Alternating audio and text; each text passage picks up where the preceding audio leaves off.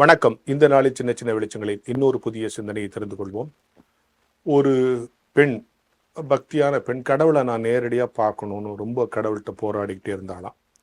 உன்னை கடவுள் ஒரு நாள், சரிம்மா நான் உனக்கு காட்சி தரேன், இந்த இடத்துக்கு வான்னு. இந்த இடத்துக்கு வந்தோடனே சந்தோஷம், உனக்கு என்ன வேணுமோ கேளு. கடவுளே, நான் என்ன கேட்க போகிறேன், ரொம்ப அழகாக இருக்கணும், என்னை அழகாக ஆக்கிடுங்க, அவ்வளோதானே அப்படின்னு உடனே அவளை அழகாக்கிட்டார். ஓகே, கிளம்பிட்டுமா. சரி, ஒரு 6 மாதம் கழிச்சு வந்து என்னை பாரு திருப்பி. 2 பேரும் ஃப்ரெண்ட் ஆகிட்டாங்கல்ல. உன்னை அழகாக கேட்டான். ஒரு 6 மாதம் கழிச்சு வந்து, என்னம்மா நல்லா இருக்கியா? இல்லை கடவுளை, ரொம்ப வருத்தமாக இருக்கேன். ஏன்? இந்த அழகை நீங்கள் கொடுத்தீங்க, எல்லாம் இந்த அழகுக்காக தான் என்னை விரும்புகிறாங்க, உண்மையாக நேசிக்கிறீங்களே. வேணாம். சரி, அப்போ அழகை தவிர வேறு என்ன வேணும் கேளு. நிறைய பணம் கொடுத்துருங்க சாமி, பணம் தான் இந்த ஊரில் நிறைய மரியாதையாக இருக்குது. சரி, நீ பணக்காரி ஆகிடுவேன். உடனே பணக்காரி ஆகிட்டான். ஒரு 6 மாதம் கழிச்சு திருப்பி மீட் பண்ணலாம். 6 மாதம் கழிச்சு திருப்பி மீட். என்னம்மா இப்போ பணம் வந்து சந்தோஷமாக இருக்கியா? அடங்க, அதை பாதுகாக்கிறதே பெரிய விஷயமா இருக்குது. திடீர் பணக்காரன் ஆகிட்டேன்னு எல்லாரும் என்ன சந்தேகப்படுறான், கடன் கேட்குறான், கொடுக்கலாம், திட்டுறான். பணத்தனம் நிறைய பிரச்சனை சாமி. சரி, பணம் வேணாம் போ. இப்போ என்ன தான் கேட்கலாம் சாமி? வேற எது என்ன கேளு, வேற ஏதாவது கேளு. எனக்கு வந்து நல்ல புகழ், பதவி, அங்கீகாரம்லாம் கொடுக்கணும். சரி, அதெல்லாம் கொடுத்தாச்சு.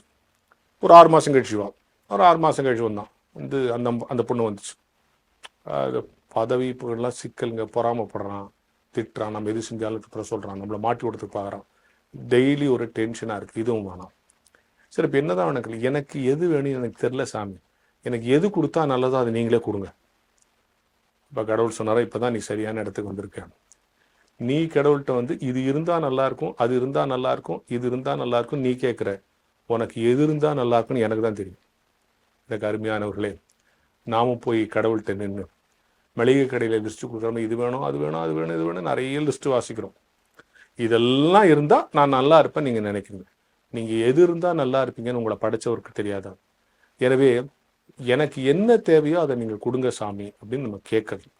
அப்போ நம்ம எதுவுமே கடவுள்கிட்ட கேட்கக்கூடாதா அப்படின்னா, அவர் நமக்கு கொடுத்திருக்கிற வாழ்க்கையில் சரியாக நடந்து கொண்டே போகிற பொழுது நீ அவருக்கு ஞாபகப்படுத்தணுன்னே தேவையில்லை, கரெக்டாக கொடுப்போம். அதான் சொல்லலாம், நம்ம கடமையை நம்ம செஞ்சுக்கிட்டே இருக்கணும். நம்ம பாட்டு கரெக்டாக செஞ்சுக்கிட்டே இருக்கணும். அதில் எந்த விதமான பாகுபாடோ, தவறுகளோ, குழப்பங்களோ, தீய எண்ணங்களோ இல்லாதபடி செஞ்சுக்கிட்டே இருக்கும்போது நீ லிஸ்ட் போட்டு கேட்கணுங்கிற அவசியமே இல்லை. ஏற்ற வேளையில் உனக்கு கொடுக்க வல்லவராய் இருக்கிறார். நம்ம திருப்திக்காக சாமி எனக்கு இது வேணும், அது வேணும்னு கேட்கும். எப்போது நமக்கு எது வேணும்னு அவருக்கு தெரியும். அதான் கடைசி அந்த கதை எப்படி முடியும்னா, இதுவரைக்கும் நீ கேட்டதெல்லாம் குறைவான விஷயங்களே கேட்டமா, என்னுடைய நிறைவான அன்பை உனக்கு தரேன் அப்படின்னு அந்த கதை முடியும்.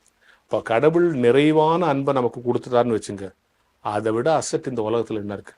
அந்த அன்பு நம் மேல் வந்து விட்டால் எல்லா சூழலையும் நாம் ஜெயிக்க முடியும், எல்லா காலத்திலையும் நாம் செழிக்க முடியும் என்கிற ஞான வெளிச்சத்தோடு இந்த நாளை தொடங்குவோம்.